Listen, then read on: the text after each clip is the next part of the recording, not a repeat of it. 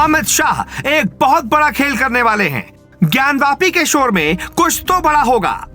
दिल्ली में पढ़ी जा रही है फाइल, अधिकारी बना रहे हैं रिपोर्ट, बदल जाएगा देश।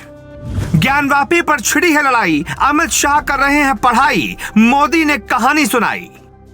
कश्मीर में कश्मीरी पंडितों का मुद्दा, यूपी में शिवलिंग का मुद्दा, कर्नाटक में हिजाब और बुर्का है, तेलंगाना में मुस्लिम आरक्षण का मुद्दा, महाराष्ट्र में हनुमान चालीसा का मुद्दा, दिल्ली में शाही इमाम मस्जिद पर शोर है, बंगाल से कॉमन सिविल कोड का ऐलान है, सीएए और एनआरसी पर मोदी सरकार एक्टिव है। क्या देश में कुछ बड़ा होने वाला है? आज की रिपोर्ट देखकर आपको बीजेपी की उस रणनीति का अंदाजा हो जाएगा जिसकी पढ़ाई अमित शाह अधिकारियों के साथ कर रहे हैं। अमित शाह ठीक वीरेंद्र सहवाग की तरह हर एक बॉल पर छक्का मारना चाहते हैं, लेकिन मोदी सचिन तेंदुलकर की तरह उन्हें समझा रहे हैं। मोदी 2047 के भारत की तस्वीर समझाते हैं, जिस पर अमित शाह जोर शोर से लगे हैं। अब एक विस्फोटक फैसले की जरूरत है और उसका वक्त आ गया है। अगले 2 साल में देश में वो होगा जो अब तक 75 सालों में नहीं हुआ। वो क्या, समझिए। पिछले 10 दिन में अमित शाह ने 2 ऐलान किए। पहला, तेलंगाना में सरकार बनी तो मुस्लिम आरक्षण खत्म होगा। दूसरा ऐलान बंगाल में किया, कोरोना के बाद सीएए और एनआरसी लागू होगा। गृह मंत्रालय में जनसंख्या नियंत्रण कानून, अल्पसंख्यक आरक्षण, common civil code, loud speaker, बुर्का, हिजाब, कश्मीर प्लान एक साथ तैयार किया जा रहा है। ये वो मुद्दे हैं जो 2024 में टॉप पर रहेंगे। विकास, रोजगार, अर्थव्यवस्था पर सरकार फोकस है, लेकिन देश की जनता को इधर क्यों भटकाया जा रहा है?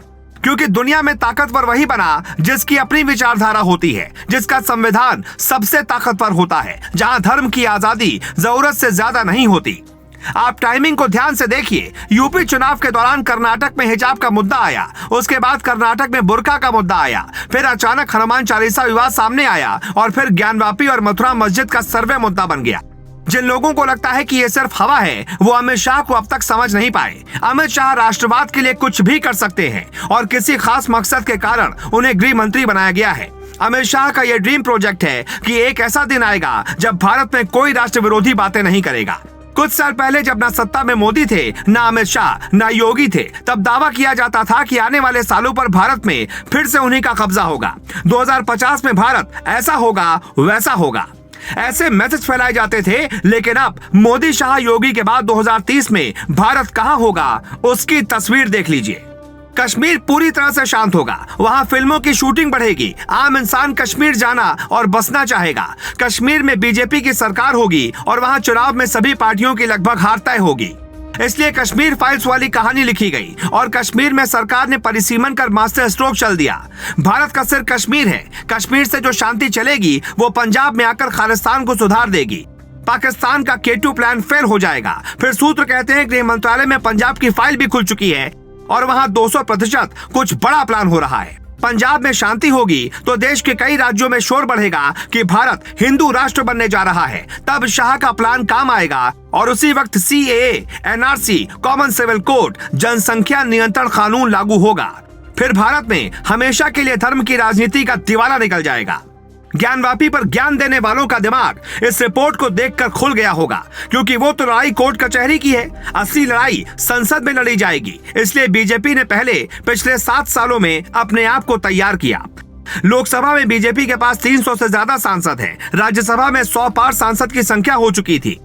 बीजेपी के कई राज्यों में प्रचंड बहुमत वाली सरकार है। केंद्र का कानून तो वहां पर हर हाल में लागू हो सकता है। अब आपको एक ऐसी बात बताते हैं जिससे उनका मुंह बंद होगा, जो ये कहते हैं कि सरकार मुस्लिम विरोधी है। जनसंख्या नियंत्रण कानून लागू होगा तो मुस्लिम को ही उसका फायदा मिलेगा। यही कहानी बाकी कानूनों की भी है। 2011 की जनगणना के मुताबिक हर चौथा भिखारी मुस्लिम है। मुसलमानों की शिक्षा पर भी संकट सालों से रहा है। पहले कभी मुसलमानों को रास्ते पर लाने की बात नहीं करता था। आज उन्हें यह समझना होगा कि वो धर्म की आड़ में कहीं अपने बच्चों का भविष्य दांव पर तो नहीं लगा रहे। ये जो भी कानून है वो भारतीय मुस्लिम या किसी धर्म के लिए नहीं, बल्कि राष्ट्र की सीमा में गलत तरीके से घुसकर भारत में शरण लेने वालों का दिवाला निकलेगा।